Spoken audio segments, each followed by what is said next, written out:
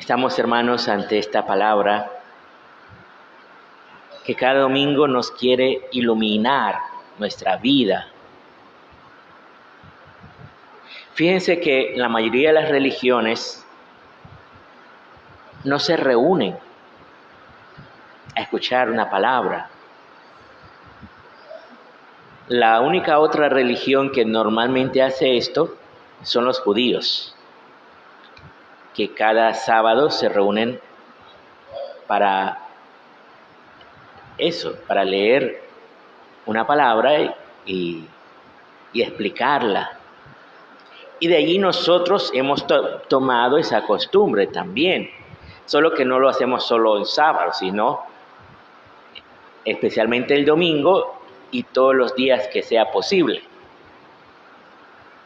que nos reunimos a la mesa, en la misa.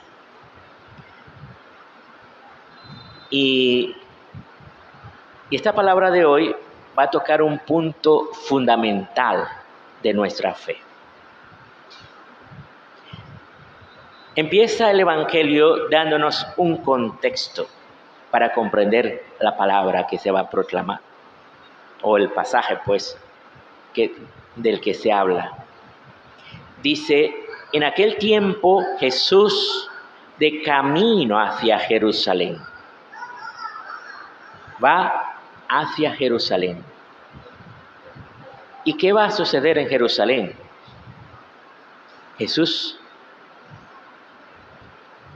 ya lo sabía, tal vez no con toda exactitud, pero sí sabía que algo iba a pasar, que él iba a dar su vida ahí. Y nos habla de la cruz, donde él va a dar su vida por nosotros. Entonces,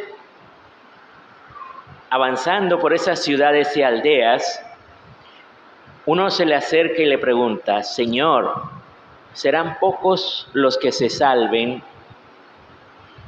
Y es interesante esta pregunta porque en aquella época, en la época de Jesús,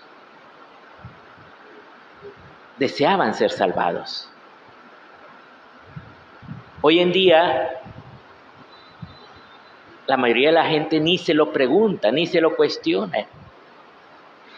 A nadie se le ocurre pensar en la salvación o la condenación. Ay, no hablemos de esas cosas, que es demasiado feo, porque nos recuerda que nos vamos a morir. Pues sí, nos vamos a morir. Pero a su tiempo, obviamente. Y dependiendo de nuestra vida, hay un destino para nosotros. Hay una condenación y hay una salvación. Y es tremendo porque ¿qué es la condenación y qué es la salvación? Para que nosotros deseemos la salvación necesitamos saber de qué se trata. No es simplemente, qué bueno, voy a ir al cielo y ahí voy a estar con San Pedro, con la Virgen María, con los santos, y ya está. Eso es todo. Es mucho más que eso. Porque la salvación y la condenación no es solo para el momento de la muerte, empiezan desde ahora. ¿Qué es la salvación? La salvación es lo que Dios quiere para nosotros. Dice Jesús en el Evangelio de San Juan, la voluntad de Dios es que todos los hombres se salven. ¿Y en qué consiste esa salvación? Consiste precisamente en que podamos amar a Dios y al prójimo. Amar a Dios y al prójimo. Amar a Dios significa ponerlo al centro de toda nuestra existencia. De tal manera que el cristiano siempre se pregunta, ¿cuál es la voluntad de Dios en mi vida? O sea, no solo en general, es decir, quiere que todos los hombres se salven, sino en tu vida concreta de cada día. Cada día, ¿cuál es la voluntad de Dios? ¿Es voluntad de Dios estar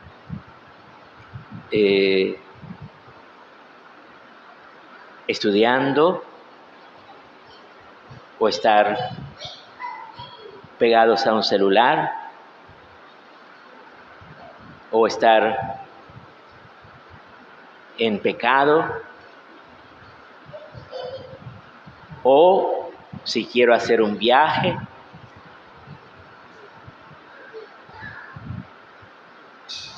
en cada cosa de esto, el cristiano siempre se pregunta, ¿esto que estoy haciendo es voluntad de Dios?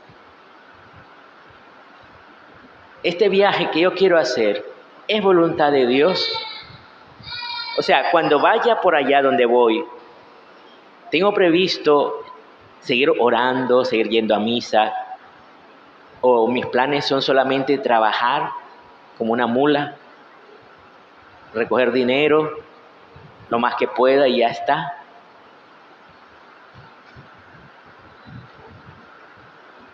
¿O quiero hacer un estudio, ¿verdad? Una carrera, algo?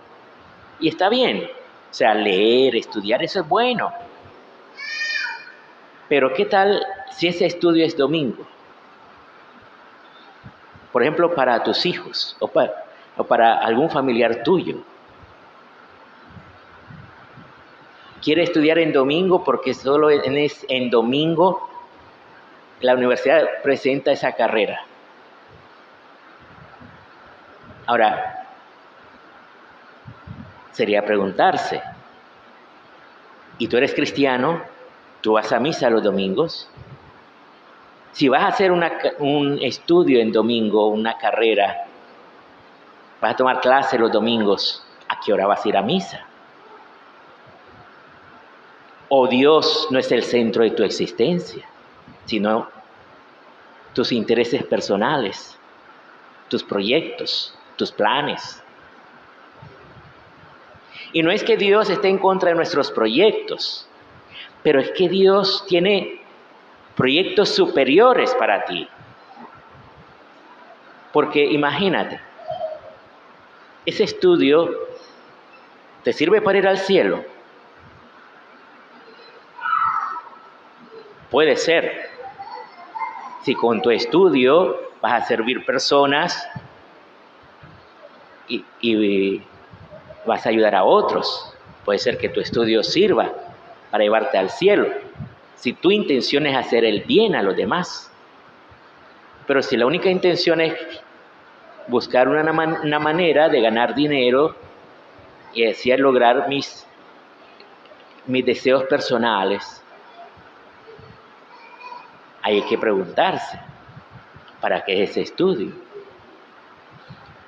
O un viaje, ya lo mencionaba antes, o una relación sentimental. ¿Tú quieres tener una relación sentimental? Muy bien, Dios quiere que nos amemos, pero que nos amemos en la verdad. Cuando un cristiano vive en pareja, con lo que significa una vida conyugal, busca la bendición de Dios. Porque, seamos sinceros, vivir en pareja no es fácil. La mayoría de los jóvenes, cuando se juntan, como lo único que les une es en la búsqueda del placer y sus proyectos personales, generalmente esos matrimonios no funcionan. Pero si lo que te une es el deseo de amar a Dios y amar a esta persona, y con esa persona unirte a Dios también, ahí cambia todo. Porque entonces Dios te dará la gracia para poder amar a esa persona. De esto se trata, hermanos. O sea, la salvación es que tú puedas amar, sí, pero en la verdad. Y en la verdad es que en nuestras fuerzas no está amar. ¿Por qué? ¿Por qué no podemos amar nosotros? Porque estamos heridos por el pecado. Generalmente puede pasar que las cosas se hacen en sus propias fuerzas y entonces yo me enojo, pero me callo y vamos a evitar las luchas, las pugnas entre los dos y vamos a llevar la fiesta en paz, dicen. Llevemos la fiesta en paz. Y entonces nunca se dicen la verdad. Porque tienen miedo a que el otro se enoje. Pero cuando se aman las personas de verdad, puede decirse la verdad sin ofender al otro. ¿Por qué? Porque es una persona libre para amar. Por eso necesitamos que el Señor entre en nuestra vida. Ahora, hoy nos da una clave. Hay muchas claves, o varias por lo menos, pero hoy nos da una clave fundamental para poder llegar a esta salvación. Dice, esforzaos en entrar por la puerta estrecha. O sea, Dios nos da la gracia. Somos salvados por gracia, porque en nuestras fuerzas no está. Pero también significa un esfuerzo personal por entrar en la puerta estrecha, y esta es la puerta estrecha, la cruz, nuestra cruz de cada día. ¿Qué es la cruz? La cruz no es cualquier sufrimiento, porque hay veces sufrimos por nuestros pecados. Si, por ejemplo, en la pareja uno de los dos es infiel y la otra persona se entera, se da cuenta, finalmente, porque todo se sabe al final, habrá conflicto y habrá sufrimiento en los dos, porque la otra persona te va a reclamar.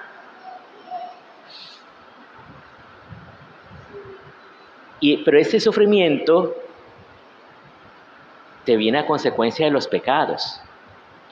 O, por ejemplo, alguien roba en su negocio, en su trabajo, o miente, no dice toda la verdad a los clientes.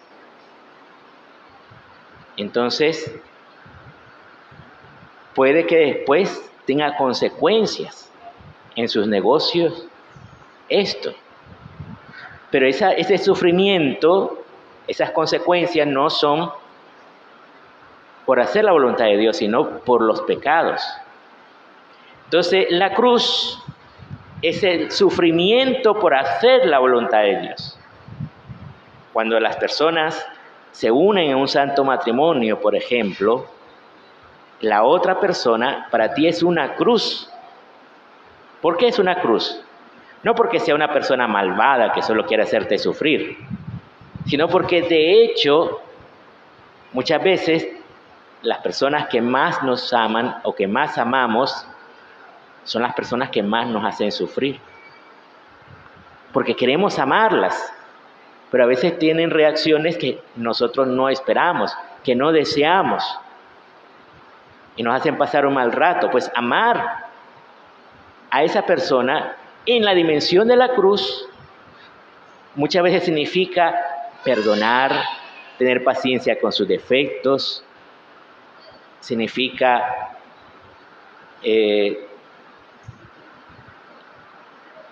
querer al otro aún en su debilidad.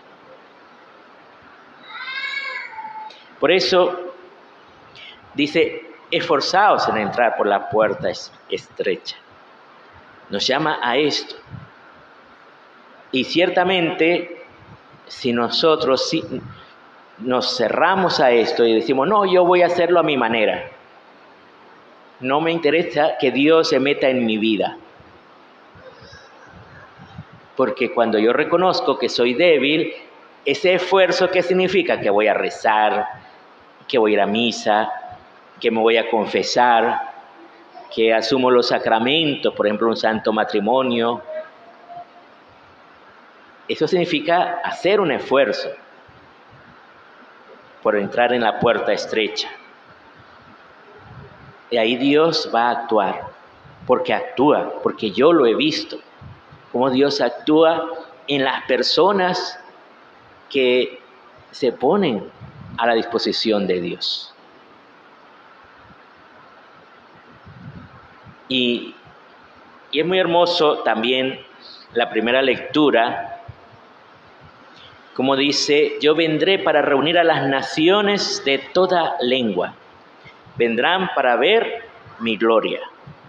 Cuando se habla de las naciones en la Escritura, son los pueblos que no son el pueblo de Israel, porque el pueblo de Israel es el pueblo elegido de Dios. Entonces, yo vendré para reunir a las naciones de toda lengua. Nosotros somos esas naciones. Nosotros que no somos el pueblo de Israel, Dios nos ha llamado a ser su pueblo a través del bautismo. Y nos ha llamado a ser partícipes de su gloria. Y vamos a anunciar, dice, su gloria a las naciones. Y además, traerán a todos los hermanos a los pies del Señor. Dice, y de entre ellos, dice una palabra hermosa, dice, escogeré sacerdotes y levitas. En el pueblo de Israel, los sacerdotes y levitas son miembros de una tribu, que es la tribu de Leví. Y no pueden ser de otra tribu, solo de esa tribu. Y se transmite el sacerdocio de generación en generación. Pero no así entre nosotros. Entre nosotros es por elección. Dios llama y elige a los que Él quiere. Entonces, así, no solamente va a elegir sacerdotes, como sería yo como presbítero, sino levitas. ¿Cuáles son los levitas? Los que están al servicio del templo. Por ejemplo, este hermano, que es ministro extraordinario de la comunión, que nos sirve en las celebraciones, cuando se sirve, por ejemplo, con los cantos, con las lecturas. Son levitas porque están al servicio del culto a Dios. Y no por dinastía, por así decir, sino por elección. Entonces, así Dios nos llama a todos a que nos pongamos al servicio de la comunidad cristiana. Pedimos al Señor que Él nos ilumine y nos ayude a ver cómo podemos servirle cada día.